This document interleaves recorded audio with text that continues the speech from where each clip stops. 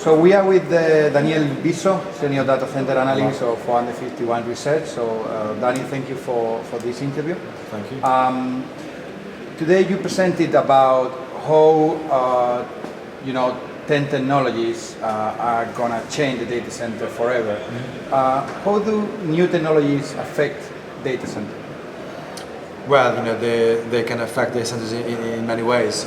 Chiefly, I think data centers are major investments with long payback periods. So we are looking at 10, 15 years time of payback. And the reason we think it's important to pay attention to technology changes is because it's going to affect the return on investment, so to speak. The technologies can affect how you build data centers, how you think about power redundancy, how you think about cooling. So the very assumptions against which you engineer data center can change and shift very quickly sometimes. The other area where it can change data centers is how they are operated and being run. So of course automation techniques, software that becomes smarter and smarter can actually help data centers to be more efficient. Especially in this time of age when everybody talks about a shortage of skills when it comes to data centers, because we are of course witnessing mushrooming of the number of facilities and the size of the facilities. So it puts strain on labor, on human resource. So technology can be looked at both ways. It always can be seen as a threat, but it's an opportunity for operators to optimize and become more efficient. So about the 10 technology you spoke today on the presentation, what 3 technology you can highlight that can affect the data center more likely in the next few years, and if you can develop about these 3 technologies? Okay, good question. So I think out of the 10 I would highlight, because I think it has suddenly become timely, which is direct liquid cooling. So it's not a new technology. It's been around for many decades, starting with mainframes, and it's very common in high performance computing applications. And actually, many people at home, if some of the audience is a gamer, gaming PCs and workstations, you use high performance video cards, use liquid cooling in many cases. But it has never really caught on in mainstream data centers, and I think the reason for that is that it was seen an additional engineering problem and additional engineering complexity, and of course it could have been seen as additional cost, especially when in the past IT was very rather low power and low density. But in recent years it has all changed. So liquid cooling is now much more interesting because these processors are much higher power. Also air cooling is fully optimized now, so there is little more we can gain from optimizing air cooling further. So I think operators started looking at it, especially larger service providers that run not just the data center but also the IT, that how they can be more cost efficient, and also how they can squeeze out more performance from the infrastructure. And liquid cooling in various shapes of form, whether that's so-called cold plates directly on the chip, or whether it's full immersion cooling where you submerge the IT in an engineered fluid. It depends, of course, on the use case, but essentially liquid cooling seems to be the next step for many operators in their next generation designs. The other I would potentially highlight is let's say, which is probably more interesting these days, is DMAS, so data center management as a service. That is also very timely discussion.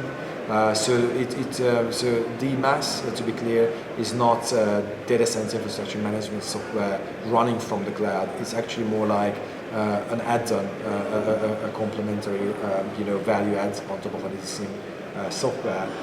Which can achieve better results by analyzing your data, the operator's data, and the idea there is to pool anonymized data from across many operators, many data centers, and look for tendencies, look for best practices, look for any patterns that might give away, for example, potential gains for efficiency, or alert the vendor and the operator for some developing problems that they see across all these facilities.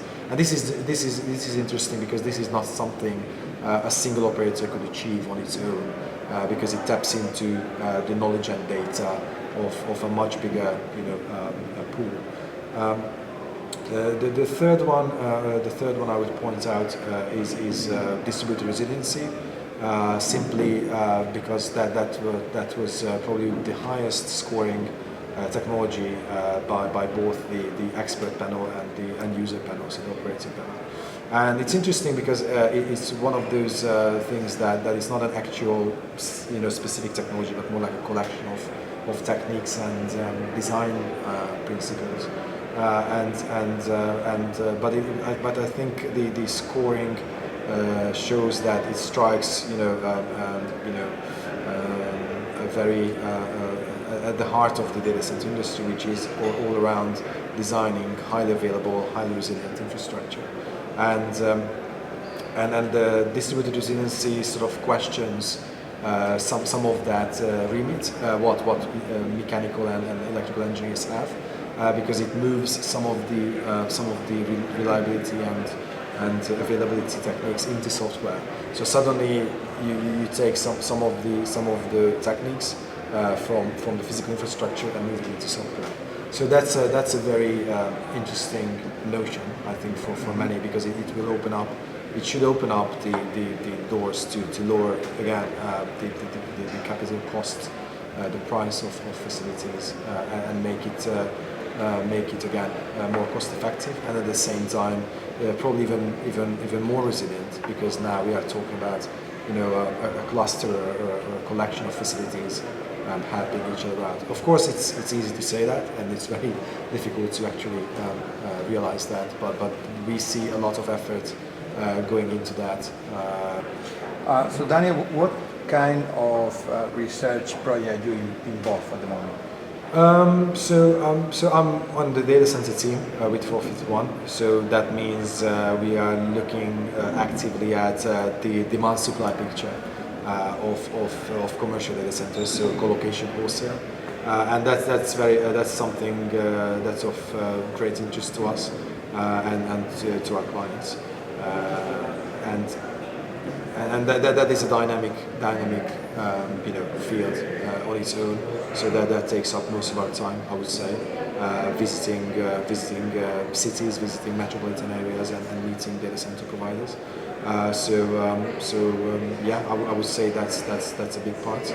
And of course, we also keep tracking the technologies. So I myself, for this year, I will spend a lot of time on liquid cooling, and also prefabricated data centers, which is also another building technique that is gaining traction. Mm-hmm.